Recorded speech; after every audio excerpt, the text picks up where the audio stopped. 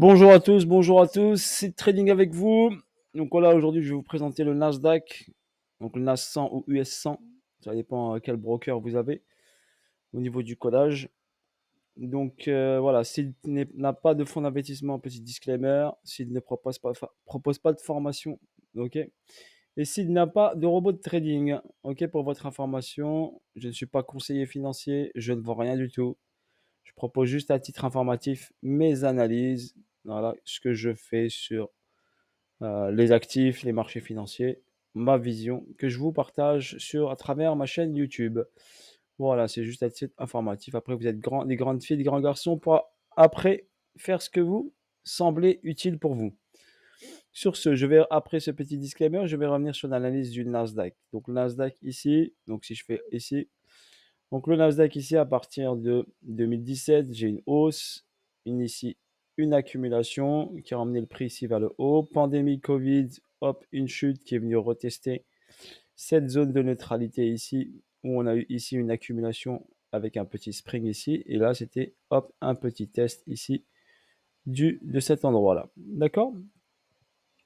Également ici, une montée et une prise de liquidité avec un retest de ce niveau-là. Et ensuite, à partir de mars 2001, il est parti en hausse sans interruption avec une performance de combien de pourcents? Une performance de 152% pour le Nasdaq. Donc à partir de mars 2020, il a fait une hausse jusqu'à 152% de hausse. Donc il a gagné 10 144 points exactement. Donc on est passé de 6 641 points au mois de mars à 16 771. Donc la hausse pour moi est monstrueuse. Donc verticale. Ok, on sait tout ça, injection d'argent, tout ça, soutenir l'économie. Donald Trump, il l'a bien poussé. D'accord. Et là, pour l'instant, on est arrivé ici sur une zone de latéralisation. On remarque bien le graphique ici. Il monte, il monte, il monte, il monte. Simplement, on a un premier arrêt ici. On a un second arrêt ici. Et ici, on a un sommet et on n'a pas fait de nouveau sommet. Et on a une latéralisation qui commence à se mettre en place. Donc cette latéralisation nous schématise une distribution. Donc on est en train de distribuer après une hausse. Donc on va partir ici sur cette partie-là qui nous intéresse. Donc cette partie très importante où il y a ce petit arrêt. On a une hausse ici, un arrêt de la tendance, boum, une descente et ici. Donc là j'ai un début de distribution qui s'est mis en place. Donc là j'ai un BC, un saut, un UA, un UT. Ce UT ici, ce UT ici a emmené le prix vers le bas. Il est revenu dans la zone. D'accord.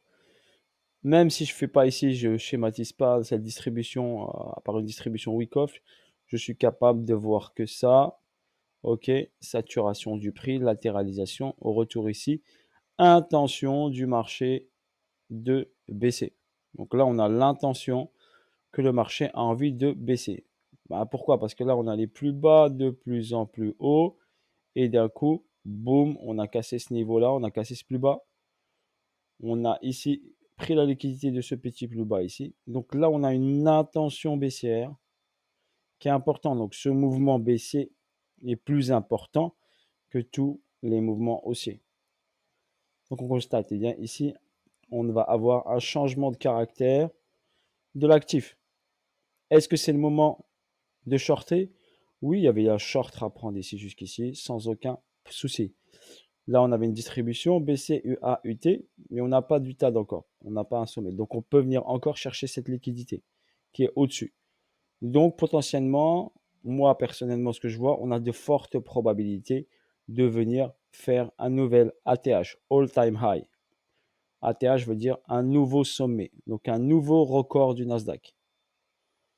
D'accord? Parce que 16 771, c'est son record. Là, on risque de faire un nouveau record. On a de fortes probabilités. Sur ce tuté ici, donc cette partie-là, j'avais une distribution BC, ST, SO. Donc forcément, si j'ai ça, j'ai forte probabilité d'aller prendre l'argent qui est ici. Prendre la liquidité ici, prendre de la force pour emmener à nouveau le prix vers le bas. Car on a ici la première intention baissière. Donc fortement, donc ici, les grosses mains ont déjà vendu. Si vous regardez le marché des actions, bien sûr, il y en a qui ont vendu, bien sûr, des actions. Donc, les fortes mains ont déjà vendu. Le prix ici ira au-dessus. Donc, ira au-dessus pour inciter, bien sûr, les gens à acheter. Ils prendront la liquidité et derrière une accélération baissière. Car, bien sûr, nous avons ici un retour minimum sur ce bloc qui est là. Donc, ce bloc est ça. Donc, un retour ici vers les 11 164 $. Donc, dans cette structure ici, donc ici entre 12 560 et 10 700, ce qui donnerait un retracement ici par rapport à ce plus bas dans la zone de rechargement des 78.6, 88.6. Donc, dans cette zone-là. Donc, dans cette zone-là, on viendrait ici. Ici, j'ai le 50% daily. Donc, j'ai mon 50% daily, regardez. Par rapport au plus bas, mon 50%, il est ici. Voilà, et je l'ai marqué aussi par rapport à ce plus bas. Donc, j'ai marqué deux zones ici intéressantes par rapport à mon 50% qui me donne un repère. Voilà ma vision personnelle. Donc, par rapport à ce plus bas ici, si on vient sur la ligne des 50 qui est ici, donc ça veut dire qu'on est en zone premium et on rebasculerait ici en zone discount. D'accord? Le bloc ici, le plus intéressant, c'est celui-ci. Donc, si on fracture ce niveau-là des 10 708, d'accord? Si on fracture ce niveau-là, eh ben, c'est un gros plongeon vers le bas. D'accord? Là, il y aura un gros crash si ce niveau n'est pas défendu fortement. Donc déjà là, on aura déjà une grosse correction. Mais si ce niveau saute, d'accord? Si ce niveau saute, il a de fortes probabilités de sauter, hein, pour votre information.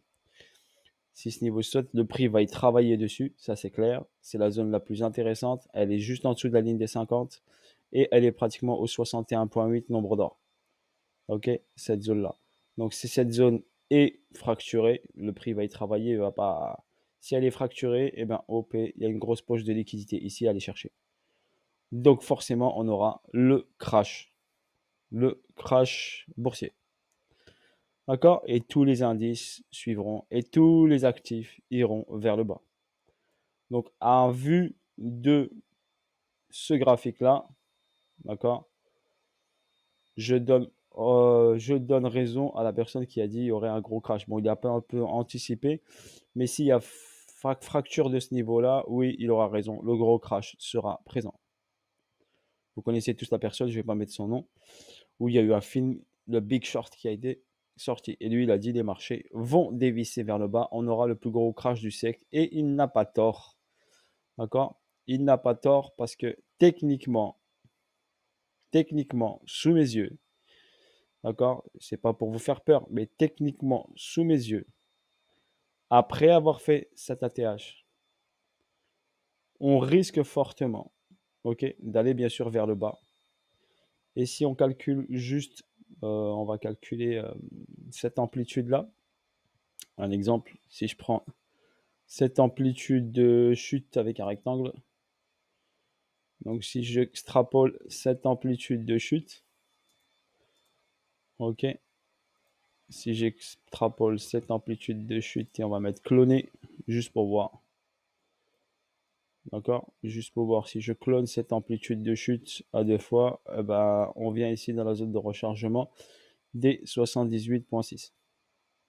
Ok, donc on revient ici et on casse ce niveau, donc forcément nous aurons le crash que monsieur avait alerté les gens.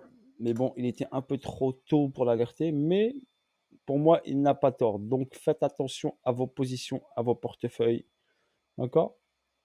Je ne suis pas conseiller financier, mais j'adore l'analyse technique. Et ce que je vois sous mes yeux eh ben, me donne ces informations-là. Car ici, nous avons une grosse poche de liquidité. Ici, il y a de l'argent. Il y a de l'argent à aller chercher. OK? Voilà pour votre information. Ce que moi je vois sur le Nasdaq et ce qui est valable bien sûr sur le Nasdaq sera valable sur le Dow Jones, sera valable sur le CAC 40, sera valable sur le DAX, sur tous les indices boursiers du monde entier. D'accord? Car si lui dévisse vers le bas, les 100 entreprises des valeurs technologiques, d'accord? Le reste, bien sûr, va suivre. c'est l'économie globale. D'accord? Et bien sûr, le Bitcoin va bientôt, bien sûr, suivre. Donc, c'est tous les marchés financiers. Ce n'est pas qu'un seul actif qui dévissera vers le bas.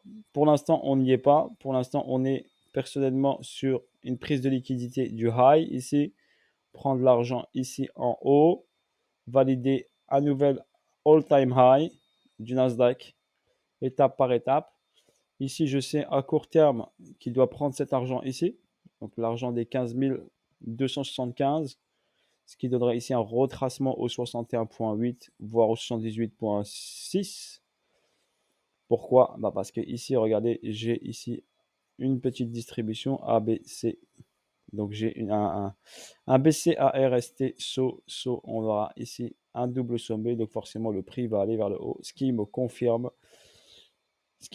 bien sûr la hausse. Voilà, j'ai fait le petit résumé sur le Nasdaq, explicatif, ce que je peux vous montrer. Si on tasse, si après on travaille ici, regardez bien ici, le Fibo de continuité de tendance qui nous a donné ici des paliers. Il nous a donné un 618 ici et le 2,618 ici. Et regardez bien, le prix s'est arrêté ici sur le 2,618 sur cette première intention baissière et ce premier retracement. D'accord? Voilà la force au niveau des niveaux avec le Fibonacci de continuité de tendance. Voilà, sur ce, bonne journée à vous tous, force à vous tous. Je vous ai fait un petit résumé sur le Nasdaq. Je vois ma vision, c'est la vision de Seed Trading, n'oubliez pas. D'accord? C'est ma vision propre. En aucun cas, c'est juste à titre informatif que je vous présente ça. Et je vous présente tous mes commentaires. Force à vous tous, bye bye, ciao ciao et à bientôt pour de nouvelles aventures.